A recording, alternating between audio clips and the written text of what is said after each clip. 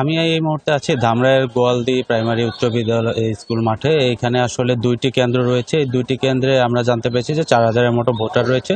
তো সকাল থেকে আসলে ভোট কেন্দ্রগুলিতে ভোটারদের উপস্থিতি ছিল কিছুটা কম, তবে বেলা বাড়ার সাথে সাথে আমরা দেখতে পেয়েছি যে এখানে ভোটারদের উপস্থিতি বেড়েছে। আমরা এই মুহূর্তে আমাদের এই কেন্দ্রের যিনি দায়িত্বে আছেন প্রিজাইডিং অফিসার, তার সাথে একটু কথা বলে জানতে চাইব আপনার এই কেন্দ্রে কি পরিমাণ ভোট পড়ছে এবং এখানে কি অবস্থায় আছে এখন, ভোটারদের উপস্থিতি কেমন দেখছেন? হ্যাঁ, আমাদের এই কেন্দ্রে গোয়ালদি সরকারি প্রাথমিক বিদ্যালয়ে মোট ভোটার সংখ্যা প্রায় 4000। এ পর্যন্ত প্রায় 600 ভোট কাস্ট হয়েছে এবং আমরা দেখছি যে ভোটার উপস্থিতি ধীরে ধীরে বাড়ছে। এইখানে আইন শৃঙ্খলা পরিস্থিতি কেমন আছে বা নির্বাচনের কোনো সমস্যা আছে কিনা? আইন শৃঙ্খলা পরিস্থিতি অত্যন্ত স্বাভাবিক রয়েছে। আপনারা জানেন যে এই একটিমাত্র কেন্দ্রে পর্যাপ্ত পরিমাণে পুলিশ এবং আনসার সদস্য রয়েছে।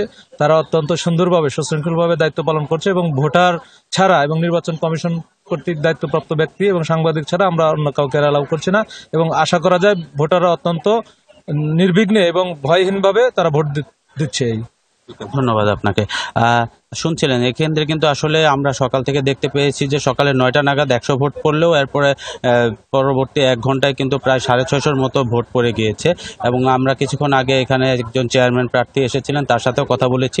উনিও কিন্তু জানিয়েছেন যে এখন পর্যন্ত এখানে অবাধ এবং সুষ্ঠুভাবে নির্বাচন অনুষ্ঠিত হচ্ছে। একটু জানিয়ে রাখতে চাই যে ধামরাইতে মোট চেয়ারম্যান পদে প্রতিদ্বন্দ্বিতা করছেন 6 জন প্রার্থী, এছাড়া অন্যান্য পদে প্রতিদ্বন্দ্বিতা করছেন 10 জন প্রার্থী। তো ধামরাই থেকে এই ছিল নির্বাচনের পরিস্থিতি। শফি, আপনাকে ধন্যবাদ।